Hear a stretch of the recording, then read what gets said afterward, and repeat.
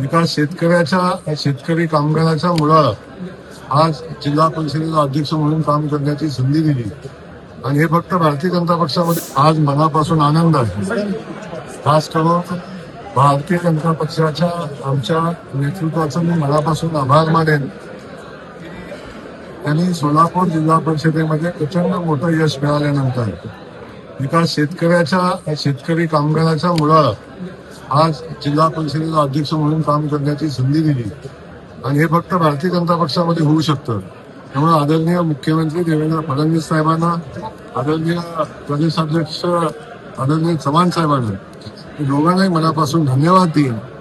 आणि एका शेतकऱ्याच्या मुलाला आणि आमचा भारतीय जनता पक्षाचा निष्ठावंत कुटुंब कार्यकर्ता या इंद्रजित पवारांना उपाध्यक्ष म्हणून काम करत असताना मनापासून किंवा शुभेच्छा देईन. आणि याचा मलाही मनापासून आनंद.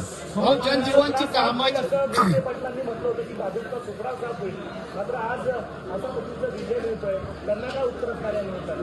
नाही, निवडणुकीचा निकाल हेच त्यांना उत्तर आहे. मी वेगळं उत्तर द्यायची आवश्यकता मला वाटत नाही. या निवडणुकीच्या निकालातनं बोध घेऊन कुणाचा सुपडा साफ झालाय याचा ते विचार किंवा अंतर्मन त्यांचं त्यांना सांगेल. आणि सोलापूरच्या जनतेला मनापासून धन्यवाद देईन. आदरणीय मुख्यमंत्री मोदयांना मनापासून धन्यवाद देईन की त्यांनी प्रचंड मोठं काम या महाराष्ट्रामध्ये उभं केलं, या जिल्ह्यामध्ये उभं केलं आणि जिल्ह्यातल्या जनतेचा विश्वास या निमित्तानं भारतीय जनता पक्षाने मिळवला.